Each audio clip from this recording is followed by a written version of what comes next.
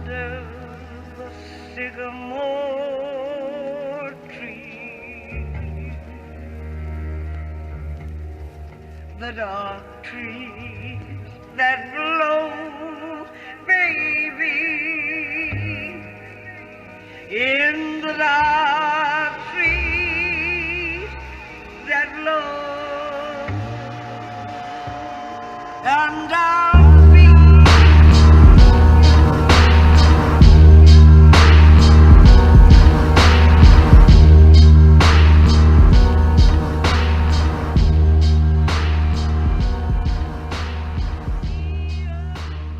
and welcome to this week's edition of Twin Peaks Unwrapped. I'm your host, Bryon, and via the internet is Ben Durant via internet, and we're with the Counter Esperanto team, Karl and Jubel. Hi, guys. Hey. Hello. And we are going to talk about Twin Peaks: The Return, Part 14, which originally aired on August 13th, 2017, and the title is "We Are Like the Dreamer."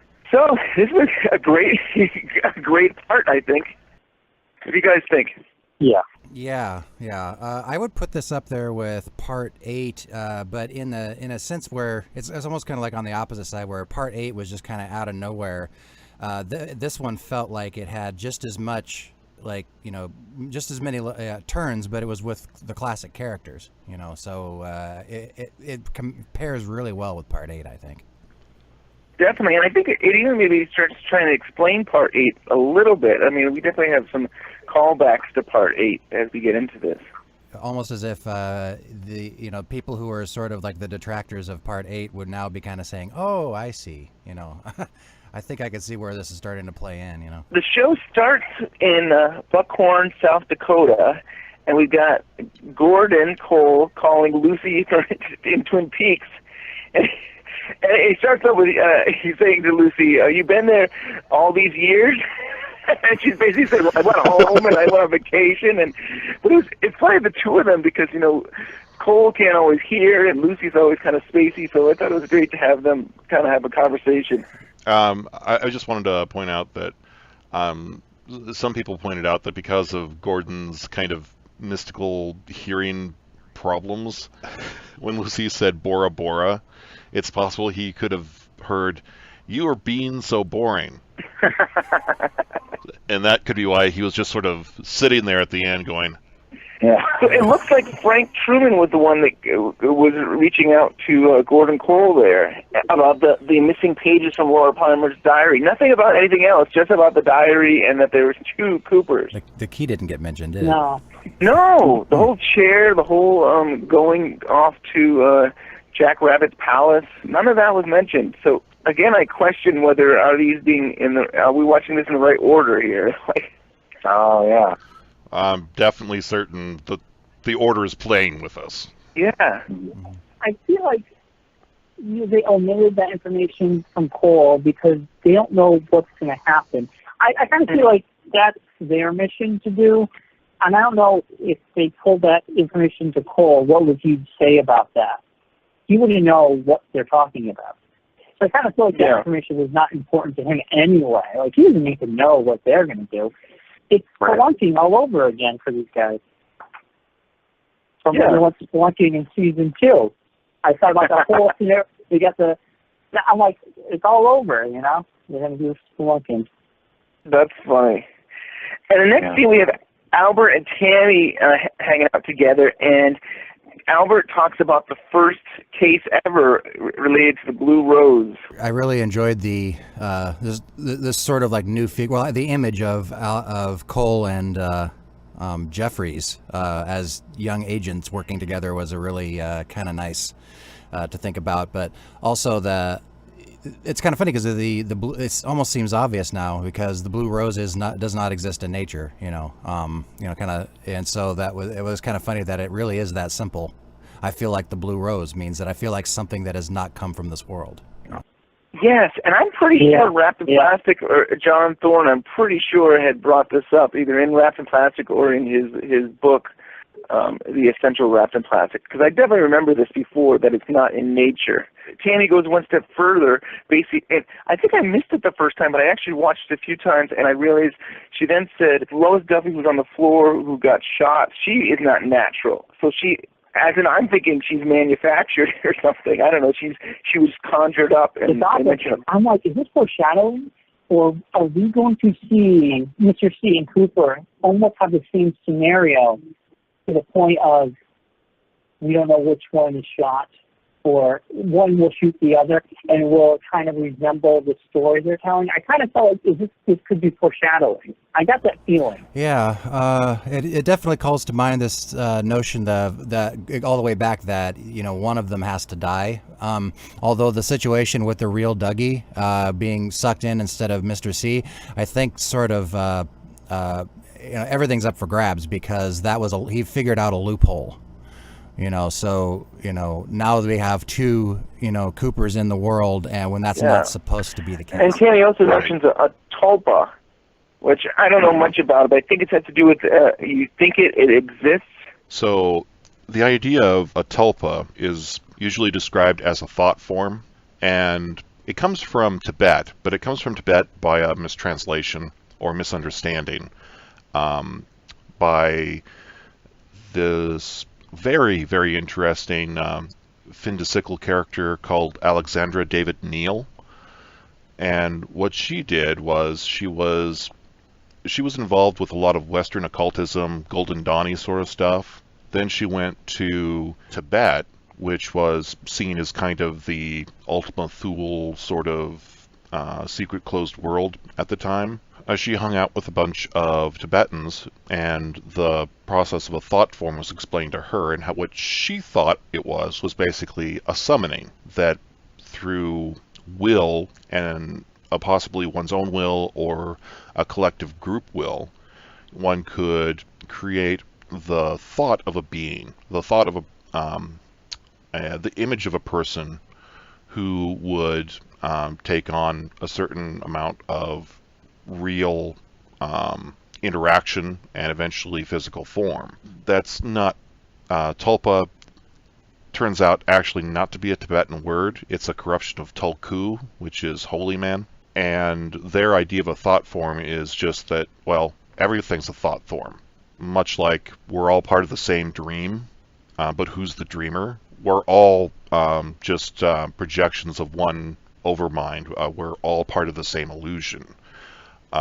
But it also, for Twin Peaks, though, it works out really well, the idea of this tulpa. It's because one part of the dream is kind of rebelled against the rest of the dream, wants its own selfhood. That's pretty much what Mr. C, or as we call him, DC, wants. And so he's the tulpa, which, just as for Alexandra David Neal, eventually rebelled and became... originally, it was a fat, jolly friar. She imagined it like a European monk. But it slowly became more and more sinister, and she had to take steps to basically exorcise it. DC is taking steps to make certain he can't get exorcised, is one kind of plot line, one kind of interpretation that we see happening in The Return. Maybe. Yeah, maybe. Diane comes in, and they have a talk with Diane, and they bring up they want to bring up that night, the last time she saw Cooper, because it relates to Major Briggs.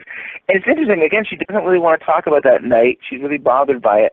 And it makes me still wonder, is she really texting with Mr. C? I know it seems like it is, but I still question whether, is she really talking with the person who claims to be Jeffries, or what we're learning is, we learn that her half-sister is Janie.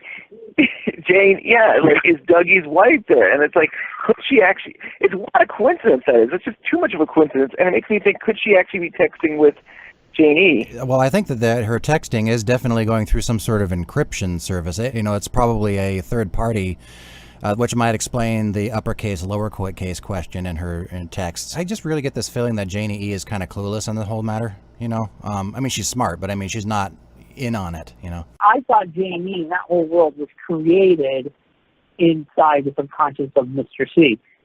She would keep Cooper from ever having full control over his body. But that's not being the case anymore with a lot of other, there's too much stuff to prove against that theory. Diane, she kind of looked away when she said, we're estranged sisters.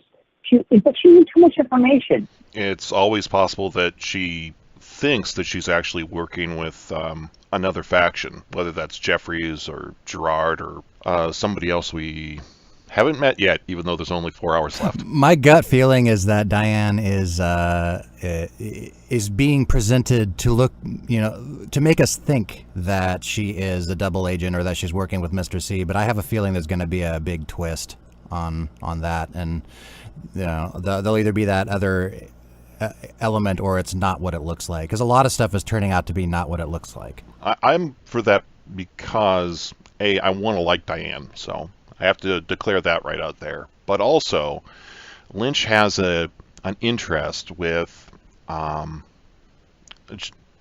just like Cole's miscommunication through his electronic earpieces, he's got a deep-seated interest in how mediated technology distorts our understanding of the world. Yeah, even going back to Cole and talking to Lucy, one way to interpret Cole's sudden silence was basically kind of feeling like I'm not getting anywhere with communication. It's sort of like setting up a Skype call for a podcast. There's often a little bit of talking over each other, and it is a naturally awkward thing, and once you get in the swing of it, like now we're fine. So there's I think that's something that is that rings true in the real world, but with Lynch and Frost, they are kind of pushing it into more surreal territory, and so it's something that, communication technology is everywhere now in a way that it wasn't in 1990, and I think that that's one of the major themes. And of course, communication through electricity, it goes all the way back to the beginning, and so now there's just so much more of it that it's pervasive, and that's kind of goes back to the window washer when he comes in and Cole winces. I just love all the wincing that Lynch does in this show. Where he looks like it's like a silent scream, that he's doing, and then he turns it down. But there's that thing where it's always sudden. It's always something that just kind of comes out of nowhere and just kind of blindsides him and incapacitates him for a brief period. And I think that's kind of a microcosm of this whole theme of electronics. Gordon Cole then calls the FBI branch in Las Vegas and says that go find the Joneses and that they might be armed and dangerous. You would think Diane would know the location, but he just basically says, go look for them. And then the FBI branch is, what is it, the assistant there saying, how will we ever figure out which Jones it is? And I remember seeing with the director there, and he's like, that's our job. That's why they put the I in the FBI. That reminded me of an anime, like a moment you'd see in an anime, with exaggerated emotions and the way that he slams his fist on the desk. It looked almost like choppy animation or something. It was a great scene. I also think it's the beginning of the payoff of the brothers Fusco running Dougie's prints. Because when you run prints through a database like that, they keep track of who did what. So I think the way that the FBI is going to find him is they're going to run a database search and find out that, oh, hey, there's this Dougie Jones who's had his fingerprints run, and his fingerprints are the same as Agent Dale Cooper. That's probably important. Yeah, I don't think you can run prints that say that somebody is a missing FBI agent and it doesn't ping somewhere, So Diane leaves, and then Gordon Cole tells Albert and Tammy about Frank Truman's message about the two Coopers, and then he goes in and talks about Monica Bellucci's dream he had. Do we want to talk about that? I love it. I want to talk about Monica Bellucci. Yeah, I heard on I can't remember which podcast it was, but there was a story that apparently Lynch had a exhibition in Paris at the time of that filming, and that little corner cafe was across the street from the museum that he had a showing. So that literally he just went across the street, met up with Monica Bellucci. They shot the scene. He got his France tax credit, went back to the museum or whatever. A lot of us have heard that they'd shot some in Paris, and we're thinking it's going to be some strange, elaborate thing, maybe something related to the Red Room or something like that. And this could have been it. This could have been the scene that it was just basically at a cafe or so. So Cole and her are sitting down, and she gives the message about how there's this ancient phrase, we're like the dreamer who dreams and then lives inside the dream. Well, that's an Upanishads quote. Yeah. We are like the spider. We weave our life and then move along in it. We are like the dreamer who dreams and then lives in the dream. This is true for the entire universe. The Mundaka Upanishad. Wow. There's these layers where there's like a dream within a dream. We have Gordon Cole dreaming, and then he's going back into time where Cooper is saying he had a dream, and then if they had showed it, it would have been Agent Jeffries saying, "We live inside a dream." It's like a dream within a dream within a dream. Inception. Yeah, if you thought Inception was weird, that's nothing compared to The Return. There was such a startling moment, where he looks over his shoulder. He's like, you see the older, the older Cole looking over his shoulder, and then you see the younger Cole, and for some reason that just almost made me jump, Yeah, it did make me jump. Oh, this is so good. I was like the edge of my seat. We're about a week away from the 25th anniversary of Fire Walk with Me, maybe a little over a week or so. But so I remember going to the theaters back then, 25 years ago, and that whole thing where Jeffries is pointing at Cooper saying, "Do you know who this is?" And it's like, Jeffries thinks he's Bob, or at the time I thought he was Bob, but now we can look at this and say, oh no, he's saying that there's a double, there's a doppelganger, there's Mr. C. I mean, right. Yeah, and adds a new layer to Firewalk with Me. I agree that Jeffries knows, and Jeffries is like all over the place. That's what everybody's theory is, that he goes through time, so he would know all of this. So if he was already in the future and he came back and was, do you know who this is? That question has more weight to it now than it did before. I got the feeling that the Jeffries that we see in that scene is kind of early in this process. He's not masterminding anything. He's still sort of like recoiling in terror at everything, and then he gets sent back to South America, and then is like screaming in the lobby of this hotel. I have a question for you three, and it's been bothering me all week. Because of this, who's the ultimate dreamer? And, I know all of us will say it's Laura Palmer, or a majority of people say Laura Palmer, but sometimes I want to say it's Cooper. And I want to know what you guys honestly think. Who would you think is the ultimate dreamer is? I go back and forth every day. I think Cooper is an ultimate dreamer because when he dreams, he deciphers, he figures out, and it bothers him, and he works out the clues, which he's done numerous times. And then you have Laura Palmer, who could be the ultimate dreamer because she was in such a bad place. She had to create a place to escape. But, what do you guys think? Well, I would say that, one of the reasons why it seems pretty, not clear, but why I think it might be Laura is a couple reasons. One is that we have experiment/mother inhabiting Sarah Palmer. And the only reason that we know of her as mother is because American Girl, who takes the form of Ronette Pulaski, says mother is coming, and that scene links up with the scene in the New York mystery box. So that is I think the most solid evidence. Plus the fact that we keep hearing that Laura is the one. That Laura is the dreamer. But my gut reaction out of all of this is that there won't even really be any single dreamer revealed. I don't think that it's going to be revealed that all of this is somebody's dream. I think maybe what's happening is that Laura's subconscious, or her spirit, is possibly bleeding into the world, the symbols, her personal symbols. Ronette Pulaski was important to her. She, was one of the only sources of comfort to Laura during the darkest time of her life. And so I think that, her personal symbol system is bleeding out into the real world. But I don't think that means that all of this is her dream. I definitely think Laura makes a lot of sense. Only because Gordon Cole was there, I was like, well, he could be the dreamer, right? Like we're witnessing him having a dream within a dream, and he's having these visions of Laura, and so maybe he is the creator of Twin Peaks. So is he not the ultimate dreamer? So I was like, I was using a meta as in going outside of Twin Peaks to basically say he is the dreamer. Well, Lynch Frost are, as creators of this immense and wonderful mind F of a piece of artwork, are definitely those who dream and then, in Gordon Cole's case, literally live inside the dream. I actually think, since a piece of artwork is communication, it's intended to be delivered to someone to pass on an experience.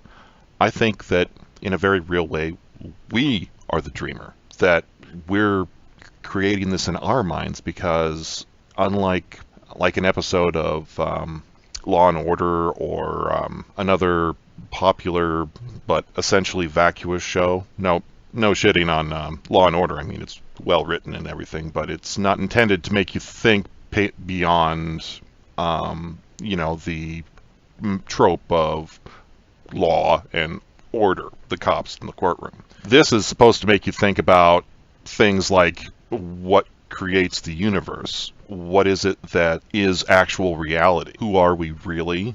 And I think one of the things that Lynch has been interested in is self-awakening through meditation and philosophical existentialism and journeys. One of the best lines in Dune, which he repudiates and hates and everything, but it's my second favorite of his films, is "The dreamer must awaken." And that was not in the book. That was totally from him. So I think it's us who's the dreamer that must awaken and recoil a little bit at horror at some of the psychological, philosophical, and possibly political messes that we're in. We've got to, grab that golden shovel and dig ourselves out of the... In a very real sense, especially you guys, or the people that have been doing podcasting and just almost like living in the Twin Peaks world, in a very real sense. Karl's right, and there are some of us more than others are living in this dream, because you guys put in a lot of work every week on this stuff, and it's actually probably, at least for now, a cornerstone of your lives, right? I think we all do. I mean, the work that you guys put into it, I mean, you guys would be thinking about a lot and researching, and so I think all of us put so much of our time into this show. Yeah, it's all I can think about lately. It's all I can think about. And there are other shows that I watch. I watch Game of Thrones, but almost as a post Twin Peaks cocktail. It's like I have other interests, but they're all subservient to this. And that there may come a day where that's not the case. I kind of hope so, honestly. But for now, this is a pretty important thing, and there aren't really shows that I like Star Wars, but I don't live in that world, like I do with Twin Peaks, So we get to the sheriff station, and Chad is arrested just like that. They don't even really explain why Chad is arrested, but I guess we understand that it's related to drugs, probably. He's arrested because he's Chad.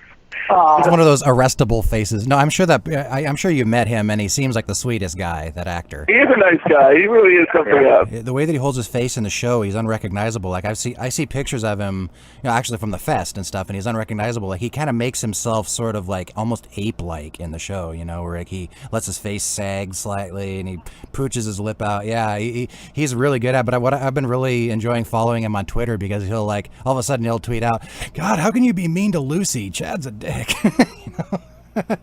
Like as a Twin Peaks fan, he hates Chad as much as anyone. That's so great.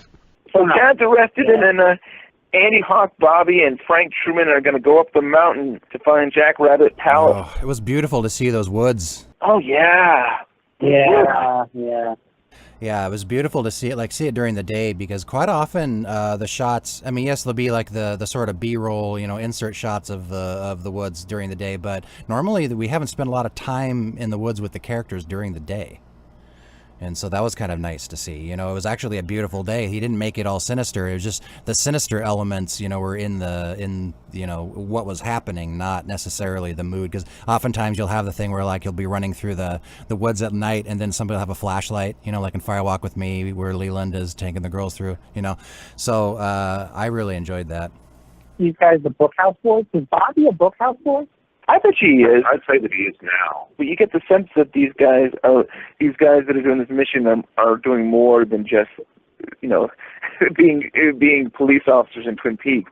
But so this whole traveling in the woods thing kind of reminds me of season 1, episode 5, where Cooper, Truman, Hawk, and Doc Hayward travel to Jacques' cabin, and first they run into the log lady. But that whole kind of like just traveling through the woods brought me back. Jack Rabbit's palace is the basis, the form that it is, that stump, is the basis for the giant's castle in the Purple World. I haven't matched them up, but yeah, the tower and the castle is designed based on the look of the stump. Yeah, It sure looks like it. Do we have any confirmation from set designers or anything that they actually took it one from the other, or? I think it's just if you look at a still of both, it's fairly clear that's what's happening. It is uncannily similar. A lot of people online are really comparing those two together. You can definitely see a resemblance. And I was wondering, I kind of feel like a lot of stuff that was rolled out to us in those first 4 episodes, I want to rewatch that because a lot of this stuff feels like those were the clues, and now we're seeing it in real life. And this being one of them. Like, it's like season 1 or season 2 when he has a dream and the clues are given out and then Cooper just finds them. But here, this is all Lynch, so it's more abstract. So you see these things, and now things resemble these things in the real world.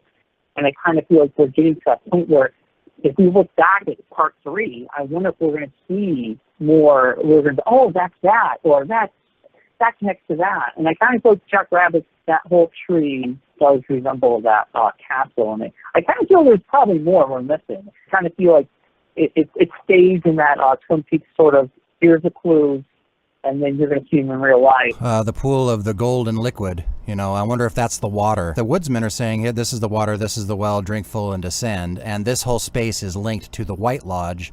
Then where does that put the woodsmen?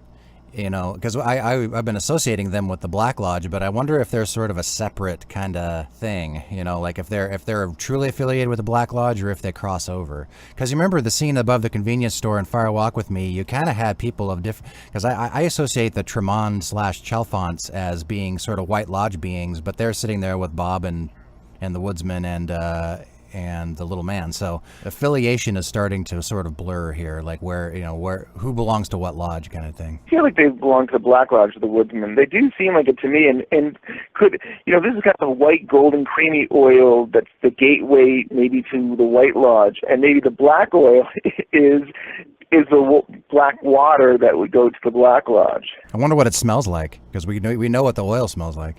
Earl, what did he have to say? Honey and cream or something like that? He had some kind of thing about like what was like the White Lodge. Milk and honey, the land of milk and honey. Yeah, once they leave Jack Rabbit's, it's about 250 yards away due east, and that's where they find this smoky electrical area with a naked lady that happens to be Nido. From part 3. I'm sorry, that's where Cooper had saw the woman in the Purple World there. So I guess we can assume when she fell out of the sky there that she landed in Twin Peaks. Right, and it's interesting that she's there first because they get there, she's on the ground, and then they say it's, 253 or whatever it was supposed to be, and then the portal opens. So it's interesting that she was there before. She didn't fall out of the portal. She was already there. Yes, when the vortex opens up in the sky and then Andy is gone, I'm calling it the White Lodge, he meets up with the giant, who also it says he's the fireman. And he was originally credited as 7 question marks, which is 7 letters for fireman. 7 letters, yeah, 7 letters in fireman. Yeah. Some people would figure it was the fireman because with the Twin Peaks soundtrack, I think his music was called the fireman. I still feel like the giant is the fireman. I mean, it was Cooper who was calling him the giant, so I still feel like it could still be one and the same person. Mm-hmm. And even his gestures with his hand going up felt very much like the giant. Yeah, I think it's the same character. It's just that he never gave his name to Cooper prior. Yeah, his scene in part 8 was sort of like a slow motion version of what a fireman does. They gets an alarm, and then he goes and he finds out what's going on, and then responds to an emergency. It just took like 8 minutes. Yeah. I still wonder about time. It's like were they sending the Laura Globe to that time period, or was she being sent to the future? Or it's still very hard to figure it out. Yeah, because we have the fricate thing, the frog moth, or as it's also called, going back to 1956, and so is roughly 10 years after the nuclear test, and people are still, I think that the girl could be one of two people, either Sarah Palmer, which makes probably the most sense. I don't know if their ages match up right, but I think they might. And then the other one would be the girl in Olympia in 1975. The woman in Olympia might also be that person, but because I can't remember if in the Secret History, my copy of the Secret History is on loan out, so I can't verify, but there isn't really much about Sarah Palmer in the book, I don't think, because I don't know if it was, if she's has lived there her whole life or not. But. Right, there really isn't anything about her. And of course, if John Bernardi's timequake theory is correct, then her age, then everything's up for grabs. Her That's age could be different. She could have lied.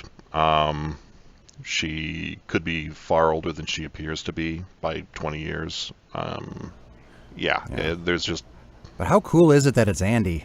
It couldn't be anybody else. The more I think about it, I hear from other fans, the more it does make so much sense. He is like the purest of heart. Like, he is like good nature, and he has no agenda. We always thought that Andy was the fool of the tarot deck. It seems like in the return things might have shuffled a bit, and now Dougie A.C. Cooper seems to be the fool character, where in persisting in his foolishness he becomes wise. Andy, though, more and more to me is only he's only wearing the mask of a fool. In reality, he's more the knight in the Arthurian tales who actually finds the Grail. That knight was, I can't remember their name, but he wasn't the greatest of them all. He wasn't the strongest in combat, but his heart was the most pure, and that's why he was able to find it. And one thing that's interesting about him too is that this kind of gets to my theory about all of the lodge entities is sort of not being able to really communicate directly with us because we're they're sort of existing on different multiple planes, but they communicate to us through symbols, and so the idea that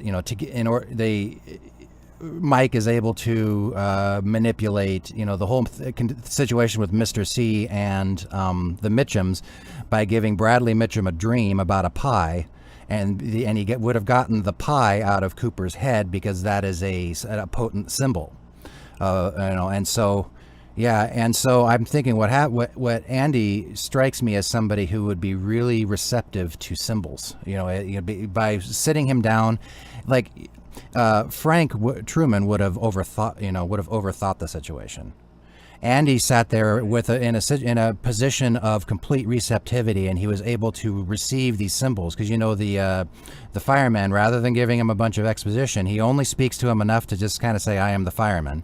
He raises his hand and then fills his head with a bunch of symbols. And so he's communicating on a deeper level. We look at Andy and see somebody who might be kind of dumb because he's not very well spoken. It's like, "You talk mean," and he's like, going off on Albert that one time, but because he's not good with words, but he understands a lot more than he seems to. And the firemen would have picked up on that because they're communicating on a level that is outside of conscious thought and linear thinking.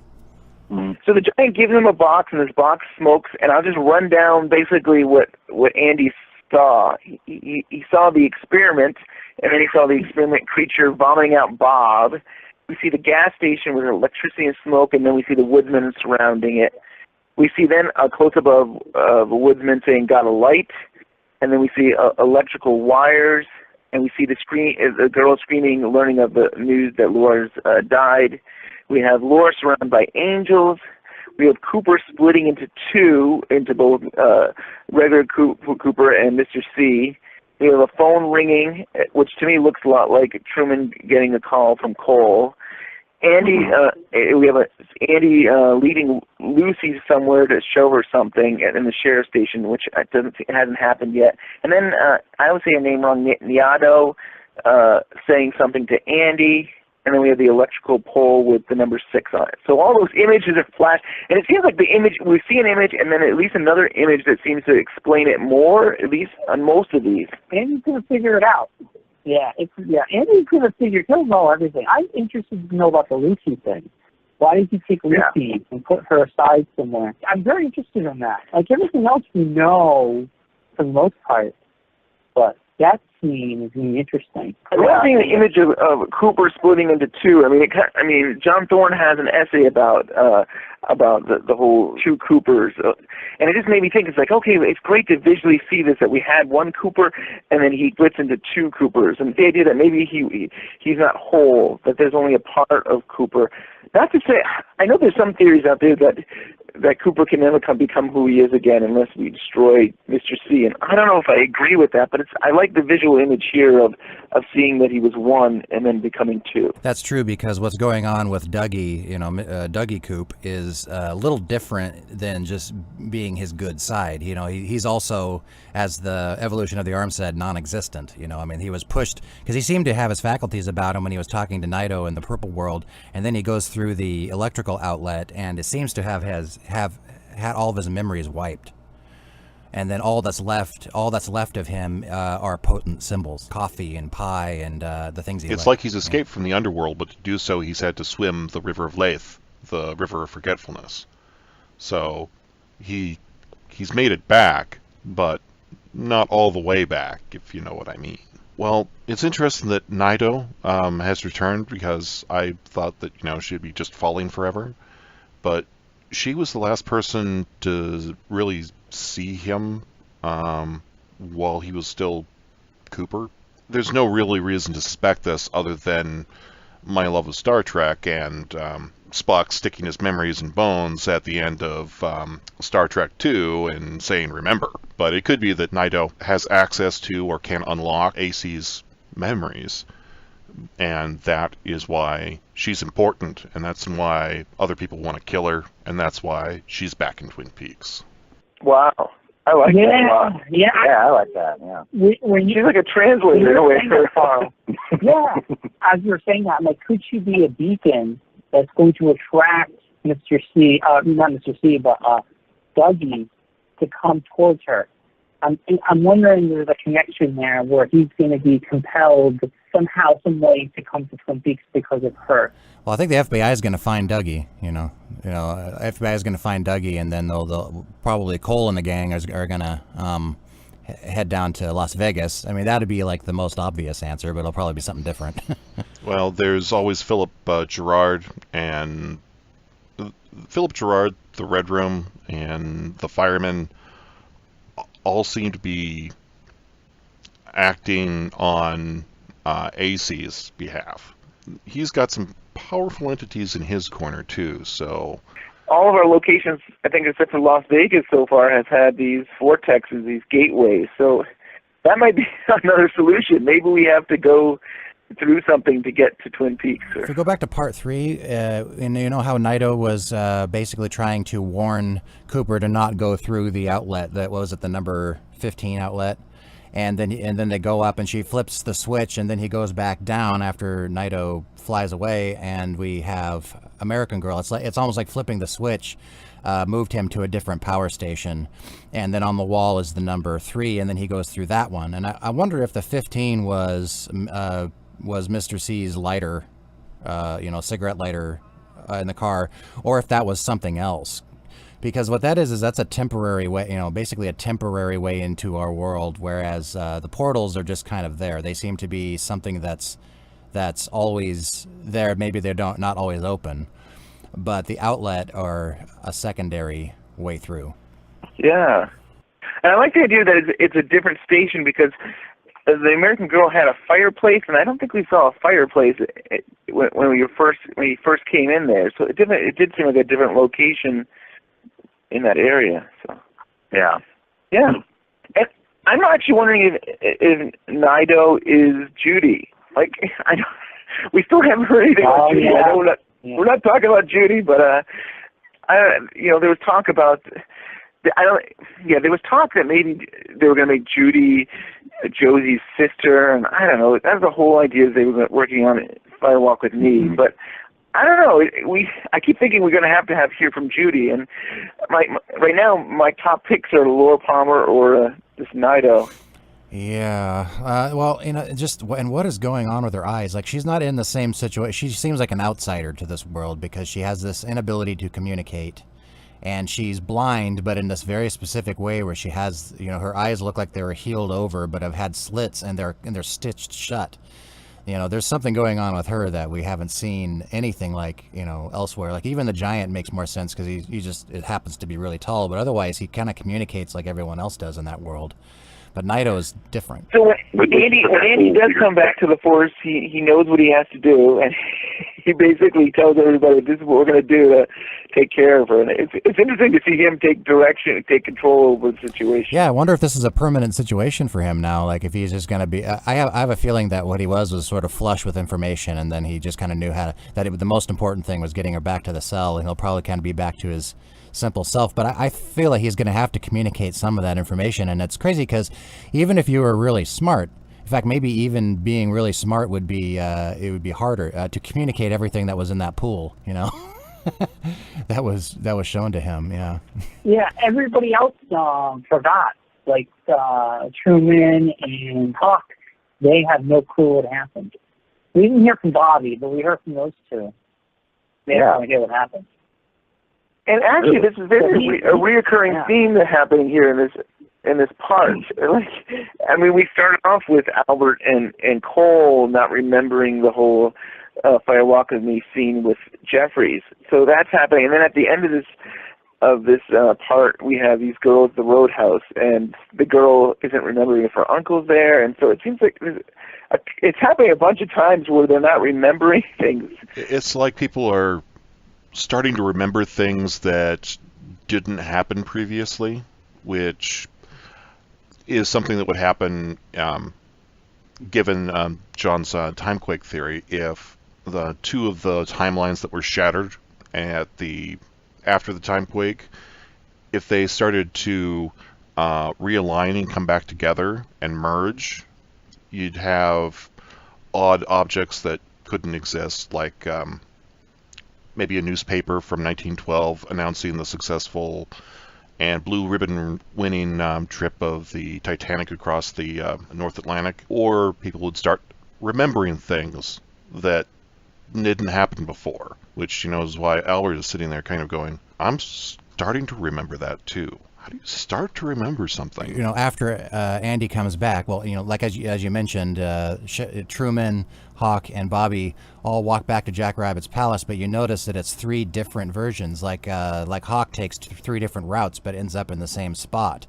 So that's where I think what we're seeing is three subtly different timelines converging. It's like collapsing into one. Collapsing into one, yeah. There is this image of them walking back and they're dissolving and then showing up in other spots. And for me, I made an animated GIF on Twitter of this, but it's like it reminded me of The Woodsman in Part 8, where Ray shoots Mr. C, and all of a sudden these woodsmen show up and they're like dissolving in and out and they're all over the place. And then as I was thinking of this, like, oh, isn't this kind of funny? These men in the woods that are the sheriff department, they are woodsmen, just because they're in the woods. And I mean, I'm not saying that they're evil woodsmen, but I thought it was kind of funny to play on words that these guys are men in the woods. Yeah, it's like we're getting the objective view of the sheriff department coming back into our reality. It's like we're getting an objective view, just as with the woodsman and Cooper or Mr. C in Part 8. I think what we're doing is we're seeing Ray's perspective on it. I didn't think about this just until now, that it was interesting that we have somebody who I guess was injured. We have Mr. C, and then we have Nido, who I guess she wasn't really injured, but she was still she needed to be taken care of and protected. And so I still wonder if you have like the good side, the good woodsman, and then you have the evil woodsman, and you're kind of seeing it both sides playing out. Could be, yeah. They look different than the ones in Fire Walk with Me, but that might just be like like another Star Trek thing where it's like the Klingons looked, had the ridges on their heads after a certain point. It's like that maybe it's just a later decision for the return to make them blackened. But maybe they're different altogether. Who knows? So at the sheriff's jail, we had Nido's being taken care of by Lucy and Andy. We have Chad in a cell, and then we have a drunk guy in a cell. I think that's probably Billy. I agree. Yeah, I think it's Billy too. Yeah. And I think he's on a lot of Sparkle, and I think Sparkle is actually tuning people into the other side in some fashion. It's not just a, hey, this is a nice Saturday night special sort of drug. It's actually an entheogen, and it's letting people see too much of reality, which is why it fucks them up so bad. Yeah, he's drooling. I don't know if that's just like saliva and blood or if he's drooling something else, but there's that pool at his feet, you know. That was just such an insane scene because it's perfect for Chad because it's great to see, you know, someone who is that terrible, who has absolutely no context for anything that's going on in front of him, and it's like where this guy's repeating the Nido's chirps. Kind of fitting that Chad is now suffering from the effects of some drug that he could have been peddling. You know, he's peddling drugs, you know, and now he has stuck in with some guy who possibly could be on the same drugs he was selling. Hoisted by one's own petard, caught in one's own net. Nyuk, nyuk, nyuk. Blood or the goop or whatever was coming out did remind me of the child that was sick. You know, there was a whole accident with the shooting at the Double R, and Bobby comes out, and there's a lady honking her horn, and then you go over there, and something's coming out of this kid's mouth and stuff. It's just, I don't know if it's the same goop. Yeah. Well, my theory is that this girl has been infected by a fricate. Like, my thought is that she wasn't on the drug, but that she had it was the same situation as the girl in 1956. They're about the same age. You know, she might have got her hands on some Sparkle, but she seemed to be about like 12 years old, which seems to be a little bit young to be on that stuff, but who knows? I mean, I think that there's something descending on. We're getting little hints of something bigger that's descending on Twin Peaks, and you know, whether it's just a widespread drug addiction or a swarm of frog moths, who knows? It does seem like it's Lynch's kind of tribute to the zombie explosion that's happened recently. That it's a widespread impacting epidemic sort of deal, and it looks like you're seeing like the patient 0 and patient 1s of that epidemic starting to filter out. And you guys are talking about how maybe the Sparkle is maybe putting him in another state of mind, and maybe remind me of the One-Armed Man Mike's Jalapeno doll. And actually, I think that's what was put. Renette was actually got drugged with that as well. But there was actually something deleted in a script where Major Briggs actually was put on that, and he was saying how it was altering his state. And in the original, a lot of drugs were actually blockers. Sarah was drugged with probably some kind of opiate to put her to sleep. Laura was taking coke so that she could stay awake, so that she wouldn't dream. And then later on, Sarah's drinking so that she doesn't have to face things. And all these are, you know, drugs that, you know, block one's awareness. And it seems like Sparkle does the exact opposite, because one time we see somebody on it, they're wide-eyed and in the sunshine, and it's just a beautiful scene of somebody experiencing the full range of sensory input. And you take too much of that, and you could get extra sensory input, which you see enough into the abyss, bad things see back into you. So at the Great Northern, James and Freddie are security guards, I believe, or they work for security, and they're hanging out chatting, and do we want to talk about that scene? And I guess that's where we get to learn more about the Green Glove. Yeah, what I love about this scene is that the guy's story is like this long, shaggy dog tale that's completely absurd, except we know he's telling the truth. It's like, you know, it's like if you had just heard that story, it would have sounded like a load of nonsense, but because of the detail of the fireman, which has been reinforced in the scene with Andy, we know this guy's telling the truth. It's like, oh, perfectly reasonable considering what we're given, you know? You guys think the scene takes place before they go into the roadhouse in the very first episode? It's weird how in the very first episode they're in the roadhouse, and in this one, James is talking about, I can't wait to go to the roadhouse tonight, and they're together. Maybe. I don't know. Maybe, because I mean, it sounds like they had a conversation though about Renee and that she's married and that you might go to the Roadhouse again. So they do talk about James has been there before, scoping out Renee. Yeah. Yeah, I think he's just a regular maybe, but I mean, it could take place before that, but. Yeah, it's hard to know what role all of these if it's just to sort of disorient us or if it's just for a mood purpose. But all of these out of sync stories, but it really does feel almost like the forwards backwards motion that's in the Purple Room with Naito, where you get it's almost like that's the most intense effect that's happening, and then when we see what we see in the rest of the show is like it's wider. Instead of moment to moment, it's like hours or days. Jubel put out a good point about the Naito room, about how everything looks like it's back and forth. It could just be that in that one particular space, we saw all the different timelines because that was a point where they all converged.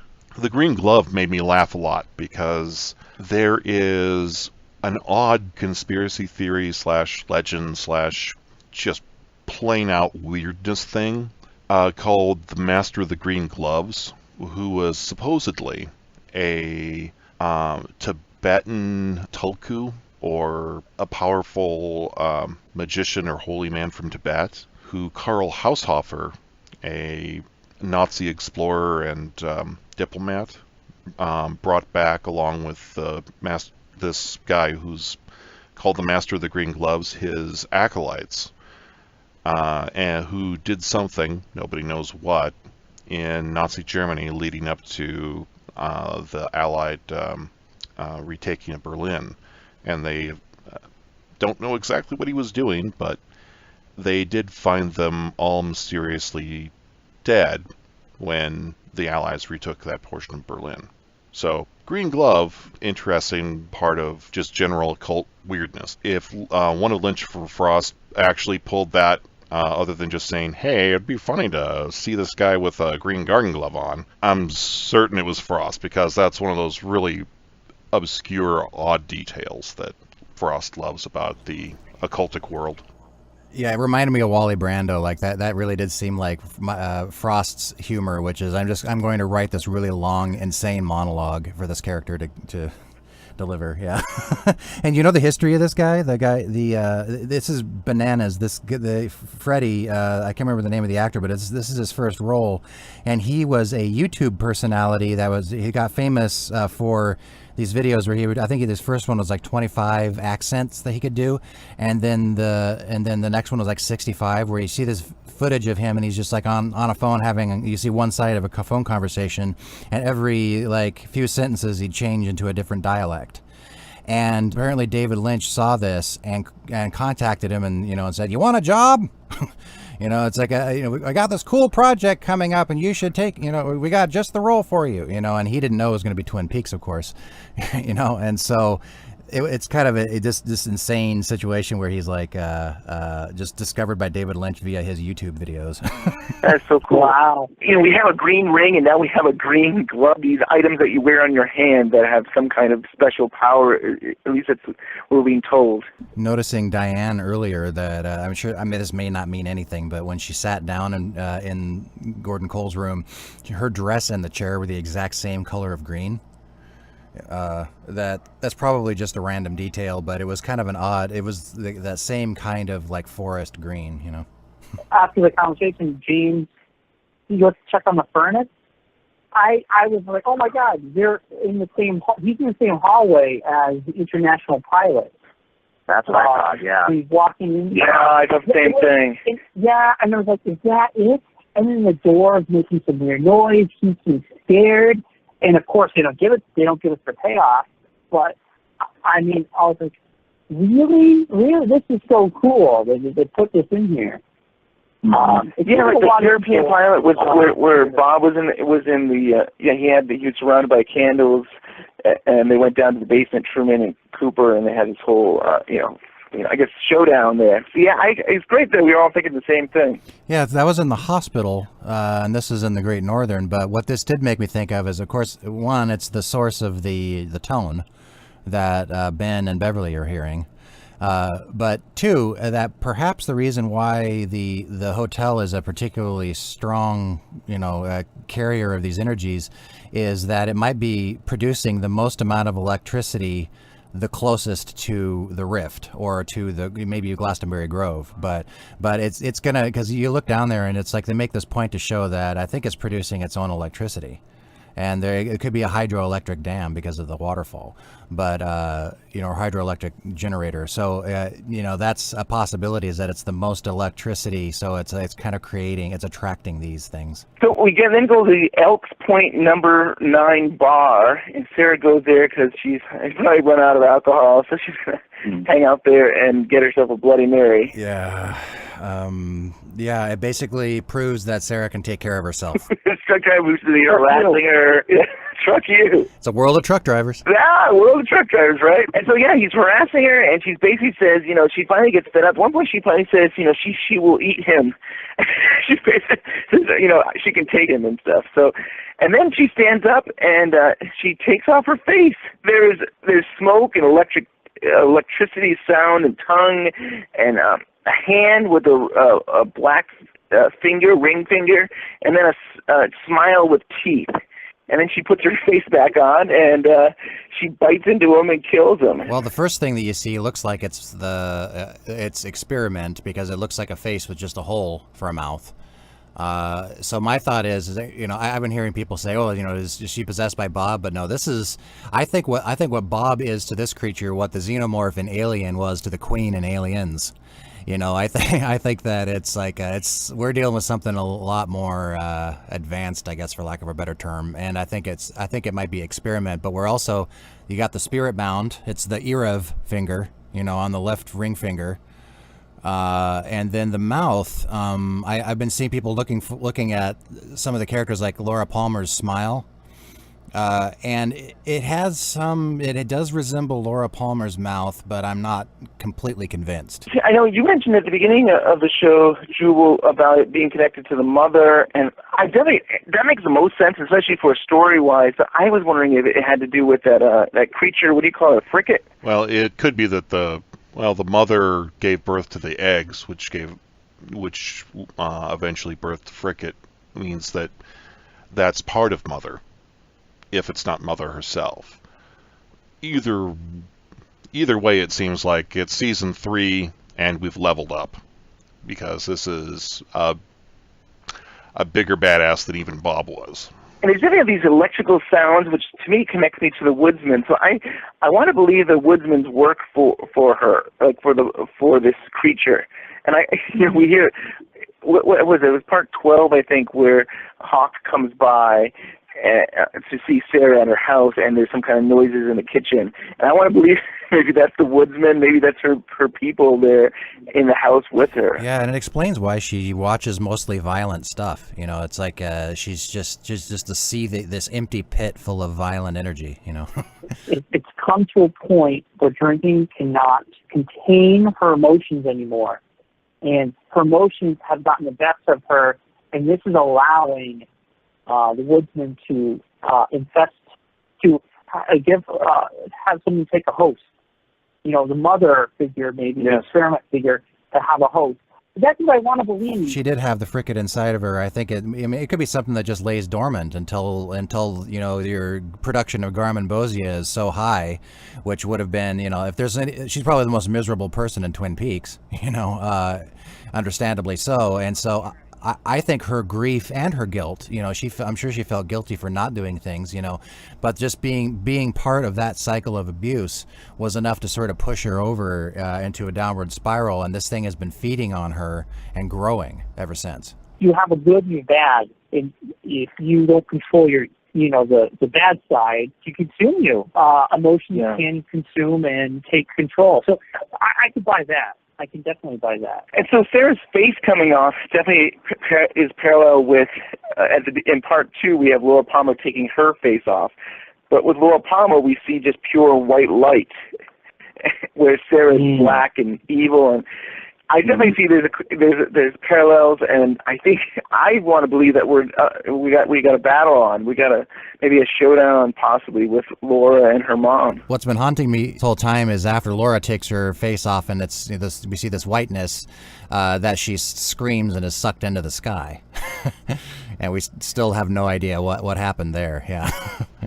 Yeah, I think you're right, and credit to the Diane podcast. I listened to their take on 14. They pointed out that they've been interpreting Twin Peaks and The Return more in the Western tradition of folktale and mysticism and magic, and they realized that perhaps that was an error because Experiment and Sarah Palmer and her dark side, or the thing behind her face, they pointed out that has a lot of callbacks to Kali, which in the Indian mythos is more than just the things that the thugs worship in Indiana Jones movies. She is the female version of Shiva. She's the creator and the destroyer. She's the eater of souls and a mother. And just like that Trinity scene is so connected with the atomic scientists supposedly saying, "I am become death, destroyer of worlds," which is from the Bhagavad Gita. It's a Shiva quotation. Well, through that's, the view of a white male scientist who was quoting the Bhagavad Gita because he was having an affair with a graduate student who was studying Indian religion, actually. That's actually true in real life. I swear to God. That white male Western kind of take on Eastern esotericism, you go through the breach, the crack where we split the atom, and we see something completely different. We see something much more like a Kali character, someone creating, but creating badly. Series of bubbles, one of which is Bob, others are Frickets. It doesn't have a good feeling. In that light, we might see whatever it is that has either possessed or is taken the form of or has merged with Sarah Palmer as something more like a vengeful, dark female energy rather than just being bad. It's got a slightly different motivation than just being evil for evil's sake.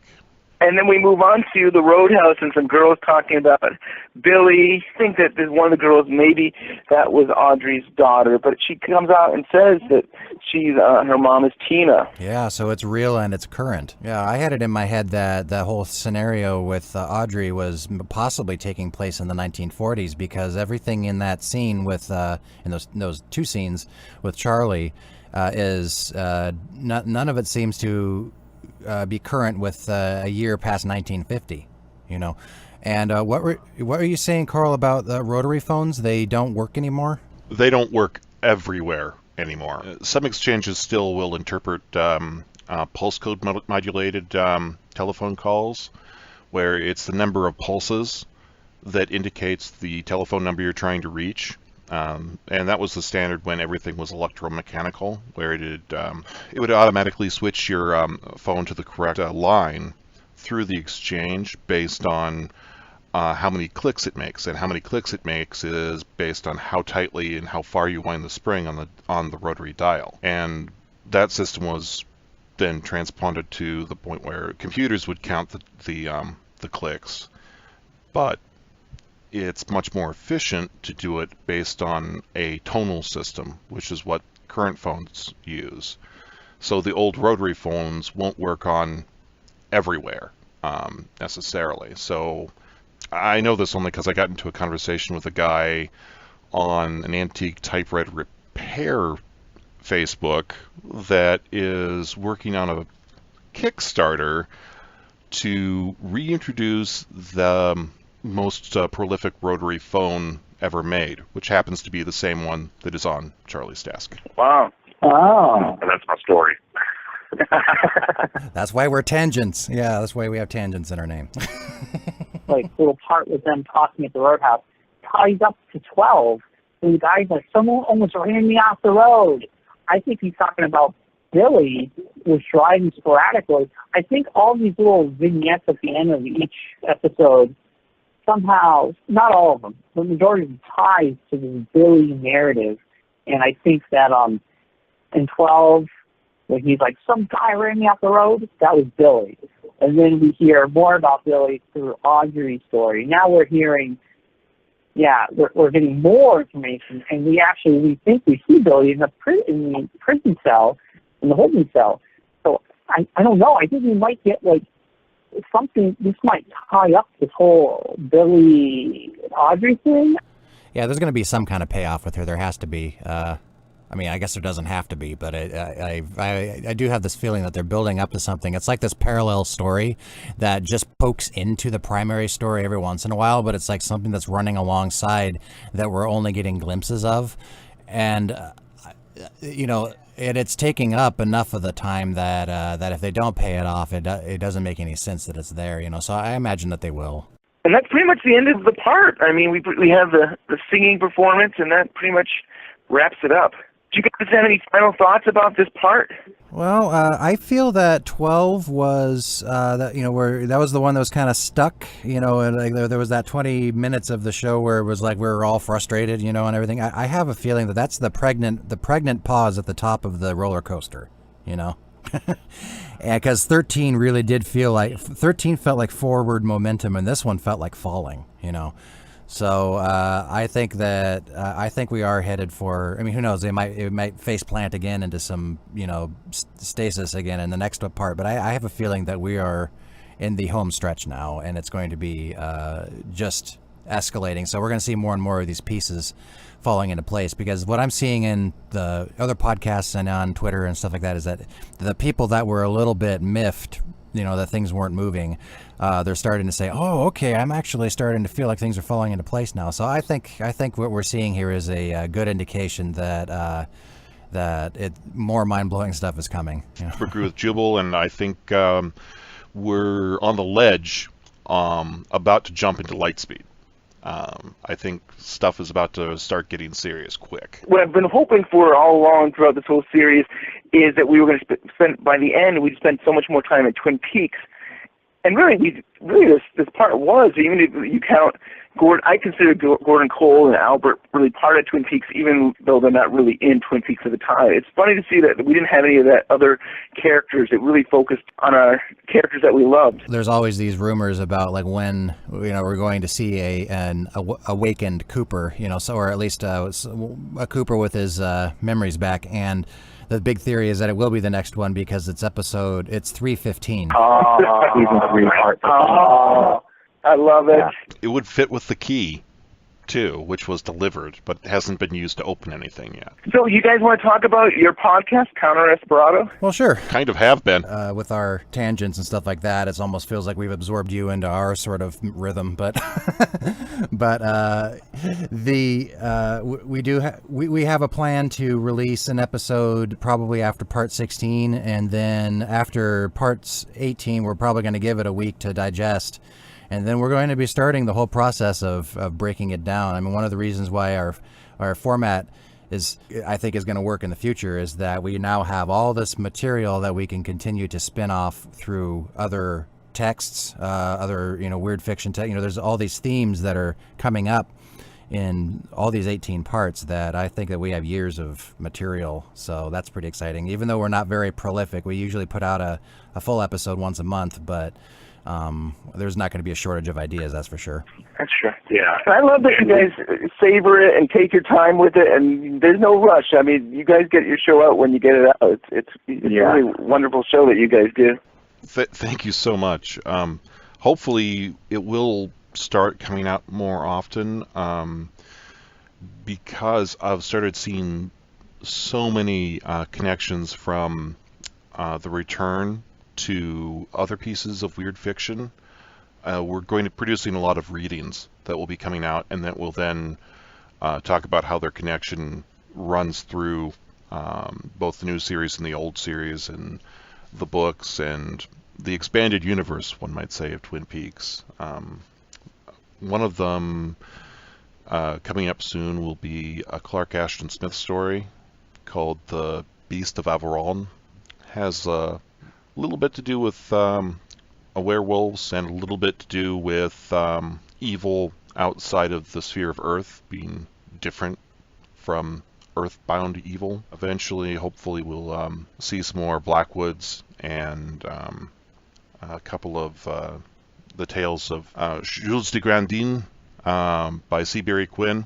Yeah, we've got some cool stuff coming down the pike. There might even be a tale from Charles Dickens for Christmas, but not the one you're probably expecting. Yeah, and a lot of this stuff it'll link into Twin Peaks because of the this kind of connection where a lot of this really we are really pulling from Mark Frost's like wide reading, along these lines, because there, it's a lot of this stuff like that sort of Victorian era fiction, detective fiction and weird fiction is clearly stuff that he pulls from, and all of these links to the Arthurian legends and stuff like that. So it's really kind of funny to go back to these people that are maybe less known than Lovecraft, like Blackwood and Clark Ashton Smith, but their stories really feel like they could be in the Twin Peaks universe sometimes. Karl, I wanted to say on the show, thank your father for doing the reading for Part 8 for us. That was really cool of you guys to work that out for us. He was tickled pink to do it, so you are very welcome. Cool. And where can people find you? Like, how can they find you on Twitter? And if they want to check out your podcast, where do they go? We'll be on iTunes, and most podcatcher apps will find us, and then we also are on pseudospaces. That's pseudospac.es. That's kind of our just sort of our basic website. And then on Twitter, I'm pretty active on there. If there's a tweet, it's me doing it, but it's C_Esperanto on Twitter, and that's the easiest way to just sort of reach out really quickly to us. And we have an email up there too. Yeah, our website is it's a URL hack. The ES is for España. We're not actually in Spain, but we just hosted there. You can hit me up at Beach Rubble, but you don't have to. I'm probably more likely to respond, sadly, if you send us a physical piece of mail to P.O. Box 13313 at Spokane Valley, Washington 99213-3313. Yep, there's a bunch of threes in the return, and there's a bunch of threes in our postal address. Well, thank you, Karl and Jubel. We love having you on the show. I hope we can talk to you again after this show is over, and it was a really good time. Thank you, Counselor Esperanto, for being on today's show. We're going to skip community feedback this week because the show's gone a little bit long. But we got a very sweet email from James from Tooting, London, England. And I just wanted to say a shout-out to James for sending us that very nice email. I'm not going to read it. Like I said, we're running out of time. But thank you, James. We appreciate the email. And you can write us at twinpeaksunwrapped@gmail.com. Give us your comments, your theories, or just say hi. And we'll definitely... we might read it on the air.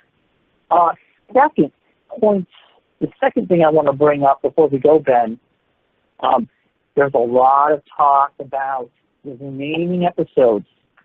The synopsis of each episode got spoiled by a Russian hacker. No, a Russian platform. The synopsis for a lot of these episodes got put out there. And I reached out to Iswit on Reddit, and a lot of people are upset about, saying, well, Reddit, they did this. And I was talking to him, and he said, if you're going to come to the Twin Peaks community Reddit page, please do your due diligence and read the brackets. It would say season 3, episode whatever. Now, their rules indicate they could talk about episode 18 if they wanted to, but it would be stated in the header. So, right. The Twin Peaks community on Reddit is still live, and it's a good place to go if you want to talk. But please read the brackets. I just want everyone to know, you might see a leak, but if you read the brackets, you'll know what you're getting into. And they're trying their best. If someone goes onto something else and posts something, they're doing their best to control it and delete anything. So, be careful out there. But at the same Right, time, it's not just on Reddit, it's all over the place. So yeah, we have to be very careful Yeah. that hopefully it doesn't get spoiled. That we're so close to the end. I'm really hoping. I don't see it. I'm sure everybody else listening doesn't want to see spoils. Exactly. So be careful. And the synopsis, so it's not even like people saw the episode and they're writing about it. It's just a quick thing. So there could be spoilers in those. So just be careful. I don't believe there's pictures out there. I could be wrong about that, but I don't believe so. And then the third thing, we got our store up and running, TeePublic, obviously last week. So there's another sale. The sale ends this Friday. T-shirts are $14. We got a really cool Mr. C over-the-top T-shirt that's going on right now. We got a starring Kyle McLaughlin T-shirt, which we posted. We have a Dougie, a limited Dougie logo shirt that's up there. We have our logo. A few others. The TeePublic merch store link is in the show notes. It's also on our webpage at TwinPeaksUnwrapped.com.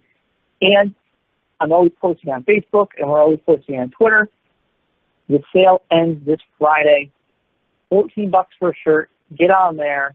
Get yourself a Mr. C Over the Top T-shirt. Get yourself a Dougie limited time logo shirt before they're gone. But I think that's about it, Ben. Yeah, and I just want to say thank you to everybody. I know we've been getting sales. People have been buying at TeePublic, and thank you to everybody that's been supporting us, because that, you know, some of that money goes towards us, and we get to we will use it for the show. I mean, all that money that comes to us will go back into the show somehow. 100%. Yes, this is a way to support us. This is, you know, and if you're an artist and you want to, you have an idea for a shirt, please send it to us at twinpeaksunwrapped@gmail.com, and we can make it a shirt, and we'll work with you. I think that'd be awesome. Send in that artwork. We'd love. Yeah, I think we're you know, Bryon and I are talking about like trying every week to have something new out there, and we're going to try, you know, to put something out. Yeah. So who knows? So we'll be back again next week. Let's rock. Let's rock.